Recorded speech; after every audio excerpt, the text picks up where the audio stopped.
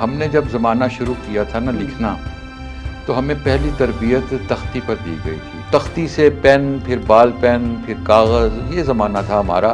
اور ایسے ہی صحافت تھی. پہلے یہ ترتیب بنائی جاتی تھی کہ ڈھول کی تھاپ پر اہل علاقہ کو کوئی خبر دی جاتی تھی، منادی والا. تو وہ کون سی آسانیاں تھیں کاغذ کے دور میں، اور اب وہ کون سی ایسی مشکلات ہیں جو اس بدلتی روایات کے برعکس ہم نے جو ہے وہ مشکلات اب ہم ڈیجیٹل میڈیا میں فیس کر رہے ہیں؟ اس وقت ہاتھ سے لکھتے تھے، خوش نویس کہتے تھے.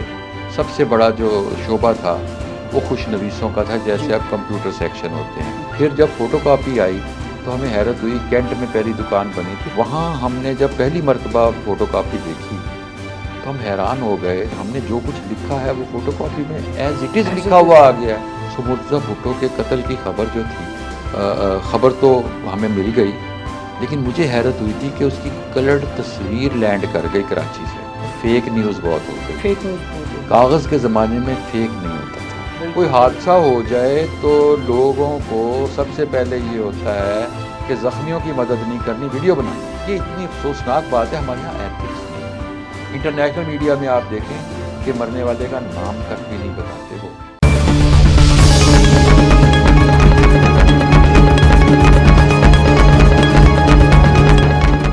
السلام علیکم ناظرین، گرد و پیش میں آپ تمام دیکھنے والے ناظرین کو خوش آمدید کہتے ہیں.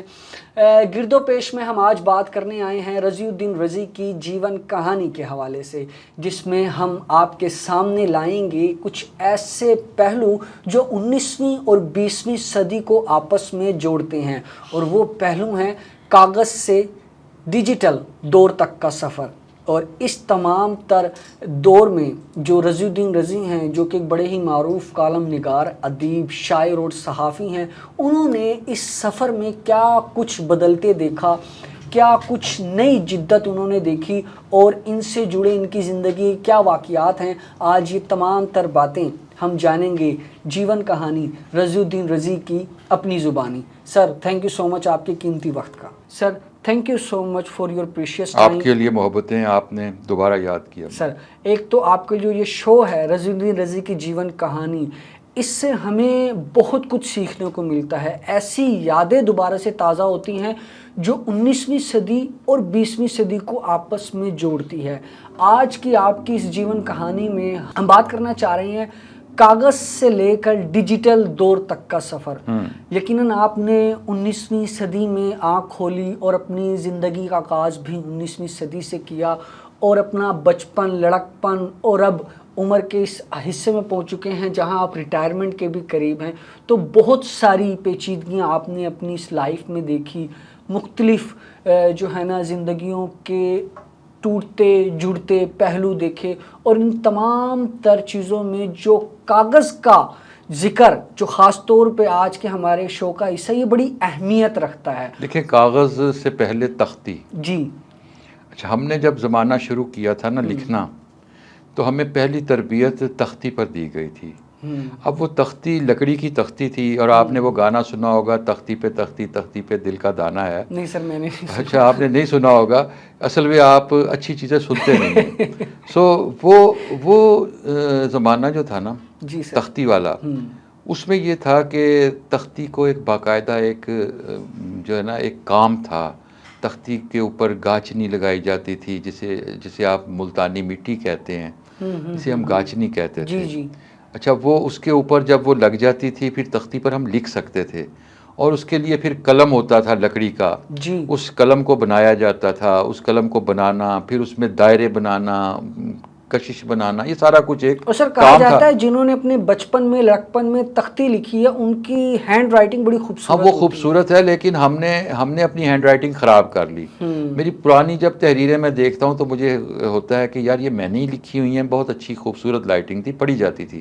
لیکن پھر جب ہم ڈیجیٹل دور میں آئے جی، اور ہم نے لکھنا چھوڑ دیا کاغذ پر، اور کاغذ سے پہلے ہم کمپیوٹر پر آ گئے، ہم نے بہت ساری چیزوں کو چھوڑ دیا. پھر بال پین نے ہماری لکھائی کو خراب کیا. بال پوائنٹ نے، یہ پین کے بعد کا زمانہ تھا. سو تختی سے پین، پھر بال پین، پھر کاغذ، یہ زمانہ تھا ہمارا. اور ایسے ہی صحافت تھی، اور ایسے ہی کتابیں تھیں، اور ایسے ہی سب کچھ تھا. اچھا سر، कागज़ से जो ये ज़माने की शुरुआत है और सहाफ़त भी कागज़ से शुरू हुई। पहले जो हमने पढ़ा है अपने मुताला की किताबों में कि एक पहले ये तरतीब बनाई जाती थी कि ढोल की थाप पर अहले इलाका को कोई ख़बर दी जाती थी, मनादी वाला। फिर कागज़ की ईजाद हुई, बड़े बड़े मारूफ सहाफ़ी उस वक्त के अदीबकार उन्होंने कागज़ पर लिखना शुरू किया।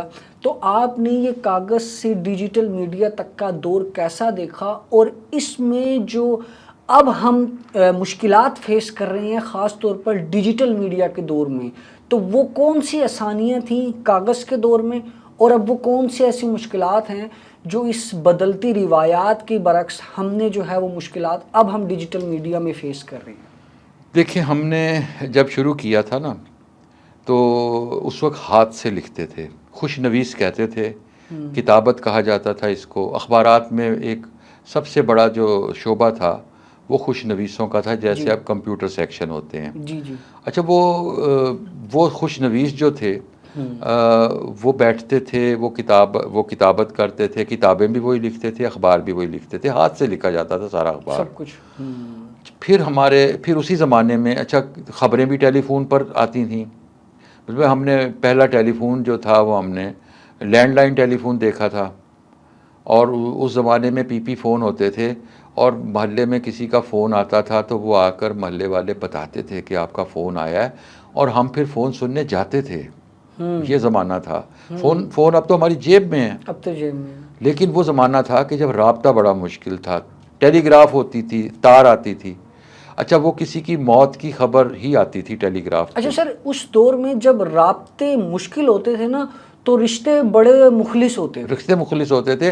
अब तो सब अपने अपने कमरे में बैठकर एक दूसरे को मैसेज कर रहे होते हैं कि आपने खाना खा लिया है, तो आप कहाँ हैं, अपने कमरे में बैठे हैं, एक ही घर में बैठे हुए हैं, और एक दूसरे से मैसेजिंग पर बात हो रही होती है। ये तो अब मामूल बन चुका है। इसने हमें तन्हाई का शिकार कर दिया है। डिजिटल मीडिया ने हमारी सोशल लाइफ ख़त्म कर दी है।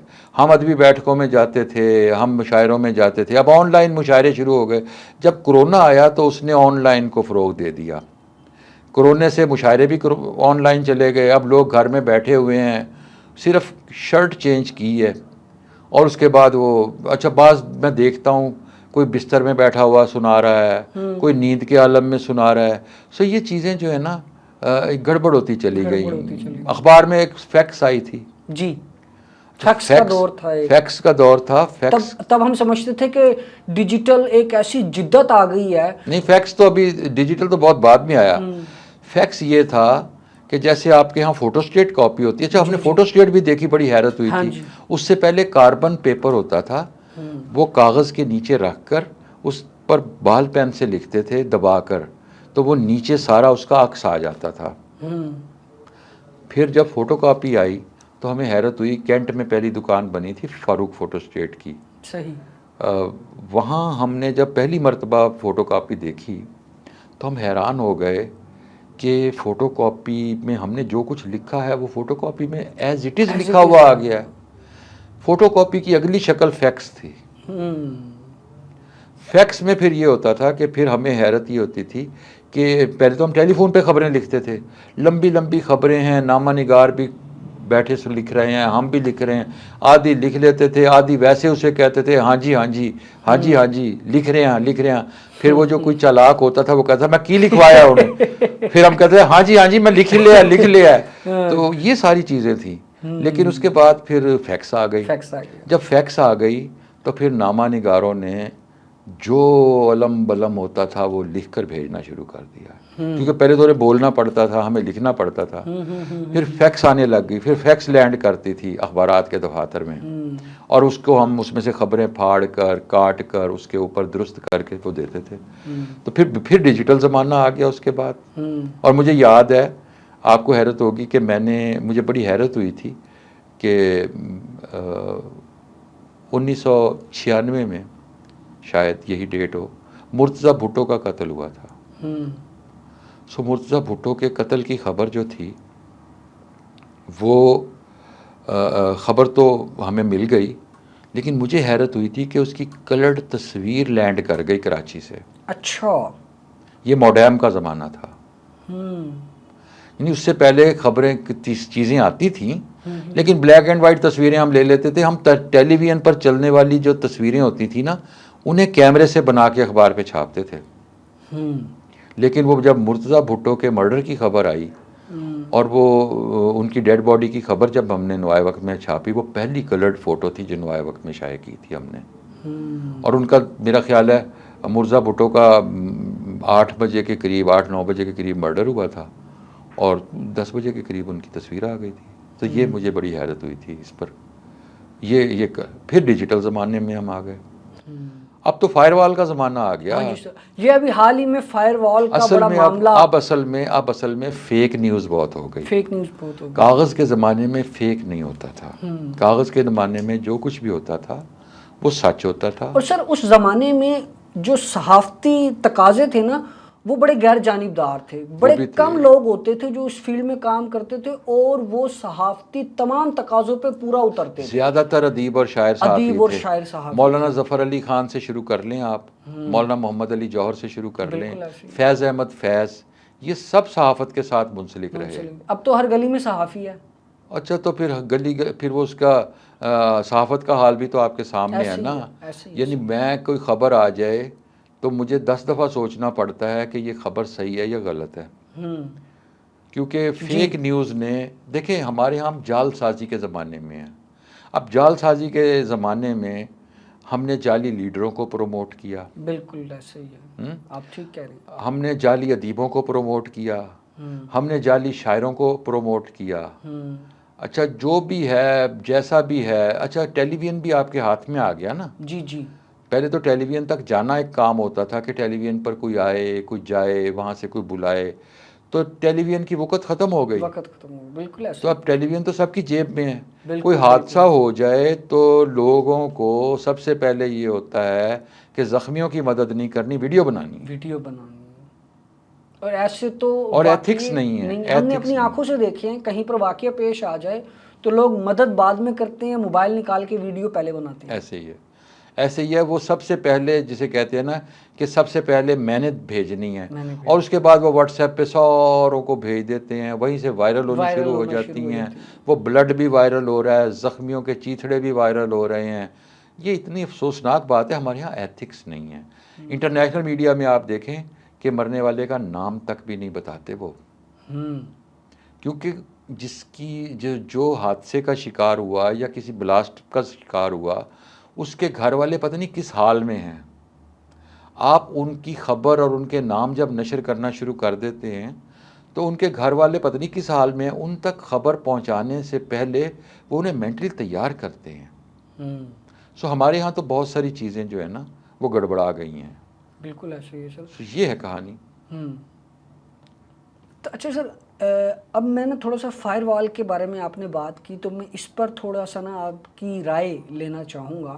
جیسے کہ ہمارا آج کا موضوع ہے, آپ آرٹیفیشل انٹیلیجنس پہ بھی تھوڑی سی بات کر لیں. سر میں اے آئی پہ بھی لازمی بات کروں گا, کیونکہ اے آئی پر بھی بات کریں. دیکھیں اے آئی کا زمانہ آ گیا نا اب. جی. اچھا اے آئی کے زمانے میں ہمارا برین ختم ہوتا جائے گا. اب آپ دیکھیں ایک زمانہ تھا ہمیں پہاڑے یاد تھے, جب کیلکولیٹر آیا تو پھر پہاڑے بھول گئے, بلکہ یاد کرنا چھوڑ دیا نا. اچھا ہمیں لوگوں کے ٹیلی فون نمبر زبانی یاد ہوتے تھے. بالکل ٹھیک کہہ رہے ہیں آپ. لیکن جب سے موبائل میں یہ نمبر آ گئے تو ہم ناموں کے ساتھ ہو گئے کہ یہ فلاں کا نام دبائیں گے اور اس کا نمبر آ جائے گا. اب کبھی کوئی پوچھ بھی لے, ہم نے نمبر یاد کرنے چھوڑ دیے تو ہماری میموری ختم ہوتی جا رہی ہے نا. اس لیے ہماری میموری اسی لیے ختم ہو رہی ہے. ہم ٹیکنالوجی کے مفلوج ہوتے جا رہے ہیں سر. تو انٹرنیشنل اے آئی جو ہے, اے آئی نے بہت ساری چیزوں میں اے آئی نے یہ کیا کہ اب کسی کی ویڈیو ہے, اس کی آواز بھی ہے, اس کا چہرہ بھی ہے, سارا کچھ ہے, لیکن وہ اے آئی کر رہا ہے. اب اے آئی انڈیا میں تو فلموں میں شروع ہو گیا ہے. انہوں نے تو مختلف اداکاروں اور اداکاراؤں کے ساتھ ان کی اجازت سے آرٹیفیشل ان کے امیجز لے کر, ان کی ویڈیوز لے کر انہوں نے ان کی فلم سازی شروع کر دی ہے. سو یہ جو اے آئی کا زمانہ ہے یہ زیادہ خطرناک ہمیں لگ رہا ہے اور زیادہ خطرناک ہوتے جا رہی ہیں چیزیں. اب آپ دیکھیں نا خانہ کعبہ میں روبوٹ جو ہیں وہ سروس میں آئے ہیں. اور روبوٹ جو ہیں وہ انہوں نے، میں اس روز پڑھ رہا تھا کہ سینکڑوں زبانیں جانتے ہیں وہ، اور وہ پانی کی تقسیم کا کام کر رہے ہیں وہاں، آب زمزم کی تقسیم کا کام کر رہے ہیں. سو وہ روبوٹ جو ہیں وہ یہ تو پہلی صورت ہے نا. اب ان میں اب ظاہر ہے وہ ہر زبان کے لوگ وہاں موجود ہیں، وہ اپنے جو بھی بات کریں گے روبوٹ سمجھ جائے گا. سو ہم سارے اصل میں روبوٹ بن گئے ہیں، ہمیں روبوٹ بنا دیا گیا ہے. اب ہم اس زمانے میں اب آرٹیفیشل انٹیلیجنس کا اور اس کا فائر وال کی ضرورت بھی اس لیے محسوس ہوئی، اور یہ ضروری ہے آج کے دور میں ضروری ہے. دیکھیں کسی کو کیا حق پہنچتا ہے کہ وہ کسی تصدیق کے بغیر کسی کی ویڈیو وائرل کر دے. عظمہ بخاری صاحبہ کی آج میں سن رہا تھا پریس کانفرنس، ان کی ویڈیو کسی نے دی، ان کے بارے میں ان کی ویڈیو بنا کر فیک ویڈیو دی گئی. مریم نواز صاحبہ کی فیک ویڈیوز جو ہیں وہ جاری کی گئیں. سو جب آپ فیک ویڈیوز بنا کر اس کے اندر ان کی ساؤنڈ یوز کر کے ان کی کوئی بھی ویڈیو اٹھا کر اس میں آپ آلٹریشن کرتے ہیں، تو اس کے بعد پھر فائر وال جیسی چیزیں ضروری ہو جاتی ہیں. ہم خود موقع دیتے ہیں کہ ہم پر پابندیاں عائد کی جائیں، کیونکہ ہم ذمہ داری کا احساس نہیں ہے ہم غیر ذمہ دار ہیں مجموعی طور پر. اور اگر ذمہ داری کا احساس ہو تو پھر ان چیزوں کی ضرورت ہی پیش نہ آئے. اچھا سر، میں آپ سے آخری بات کرنا چاہوں گا. اس طریقے سے ہم نے یقیناً اپنی زندگیوں کا سفر، اپنی زندگی کے معاملات، اپنی زندگی، کیونکہ ہماری زندگی ایک سائیکل پہ مبنی ہے، ہم نے مختلف جو ہے نا پہلوؤں سے ہم گزرتے ہیں. تو شروعات میں ہم نے بہت ساری چیزیں کاغذ پہ کی، اب ہم ڈیجیٹلائز دور میں آ گئے ہیں. ہر چیز پہ اب ہم ڈیجیٹل جو چیزیں ہیں اس پر اپنی لائف کو بیس کر رہے ہیں، چاہے وہ ہماری اپنی تعلیم ہو یا ہمارا سورس آف انکم ہو. ہم ہر سب کچھ ایپس آ گئیں، ڈیجیٹل دور میں آ گئے، اور ہم نے اپنی پوری کی پوری زندگی کو ریلائی کر دیا ڈیجیٹل سسٹم کے اوپر. تو اب یہ فائر وال کا بھی معاملہ ہے، آرٹیفیشل انٹیلیجنس کا بھی معاملہ ہے.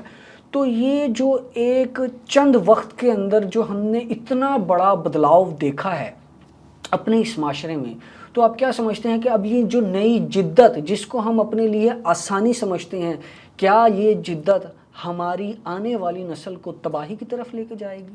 دیکھیے، میں یہ تو نہیں کہہ رہا کہ تباہی کی طرف لے کے جائے گی، لیکن نئی نسل اس کے ساتھ جوان ہوئی ہے. ہماری ایج کے لوگ جو ہے نا، ہمارے لیے پاسورڈ محفوظ کرنا مسئلہ ہے. ہمارے لیے چیزوں کو لے کر آگے جدید تقاضوں کے ساتھ ہم آہنگ آنا قدرے مشکل ہے. اگرچہ ہم کوشش کرتے ہیں کہ ساتھ ساتھ چلیں، اور ہم سے پہلے کے جو لوگ ہیں وہ تو ٹیلی فون بھی یس اور نو سے زیادہ نہیں جانتے. ان کے پاس 3310 ہی ہے بہت سارے لوگوں کے پاس، اور وہ صرف سنتے ہیں یا بند کر دیتے ہیں. ان کو یہ یوز نہیں کرنا آتا. ہاں، کچھ لوگ سیکھ رہے ہیں، کچھ لوگ اس کے ساتھ اٹیچ ہو رہے ہیں، پرانی نسل بھی اٹیچ ہو رہی ہے. لیکن جو آپ نے نئی نسل کی بات کی ہے، میرا یہ خیال ہے کہ نئی نسل اس سے زیادہ بہتر فائدہ اٹھائے گی. نئی نسل گھر بیٹھ کر کاروبار کر رہی ہے. نئی نسل نے دفتروں میں جانا چھوڑ دیا ہے، لہٰذا انہیں جانے کی ضرورت ہی نہیں ہے، کیونکہ ان کا آفس ہی ان کا گھر ہے. اور وہ ہم سے بہتر، شاید کمائی بھی ہم سے بہتر ہے، ان کی آمدن بھی بہتر ہے، کیونکہ وہ انٹرنیشنل مارکیٹ کے ساتھ جڑ گئے ہیں. فائدہ یہ ہوا ہے کہ وہ جو گلوبل ولیج تھا نا، وہ گلوبل ولیج اصل میں ڈیجیٹل ہونے کے بعد بنا ہے. پہلے ہم ویسے ہی کہہ دیتے تھے گلوبل ولیج ہے دنیا، لیکن جب ڈیجیٹل ہو گئے تو پھر اب واقعی آپ دیکھیں امیزون پہ نوجوان کام کر رہے ہیں، ساری رات بیٹھے ہوئے ہیں، امیزون پہ کر رہے ہیں، سافٹ ویئر پر کر رہے ہیں، اور بہت سارے شعبے ہیں جن میں نوجوان ہی زیادہ کام کر رہے ہیں، اور زیادہ بہتر، ان کی آمدن بھی ہم سے بہتر ہے، اور انہیں میرا خیال ہے اس میں زیادہ امکانات ہیں. ہمیں نئی نسل پر اعتبار کرنا چاہیے. بہت سارے لوگ ہیں جو اس کا غلط استعمال کرتے ہیں، ہیکرز ہیں، وہ ہر طرف ہوتے ہیں، ہر جگہ ہوتے ہیں، مہذب ممالک میں بھی ہوتے ہیں. لیکن ہمیں نئی نسل پر کو یہ اعتماد دینا چاہیے کہ وہ ہم سے زیادہ ذمہ دار ہے، اور وہ زیادہ بہتر استعمال کر کے اپنی زندگیوں کو زیادہ خوبصورت بنائے گی. سر، بہت شکریہ آپ کے قیمتی وقت اور آپ کی قیمتی رائے کا. اور میں انہی جملوں کے ساتھ آج کے اس پروگرام کو ختم کرنا چاہوں گا. اس میں یہ میری اپنی ذاتی رائے ہے کہ اس ڈیجیٹل دور نے جہاں ہمارے لیے آسانیاں پیدا کی ہیں نا، تو وہیں پر نوجوان نسل کو جو ہماری نارمز اینڈ ویلیوز ہیں نا معاشرے کی، اس سے کافی دور کر دیا ہے. ہم بآسانی طریقے سے اپنا کاروبار بھی چلا رہے ہیں، ہم اپنا انٹرٹینمنٹ کے لیے بھی اس سورس کو یوٹیلائز کرتے ہیں، لیکن اب ہم ان چیزوں کی وجہ سے ویلیوز سے بہت زیادہ دور یہ ہو آپ پر چکے ہیں. ڈیپینڈ کرتا ہے ہاں.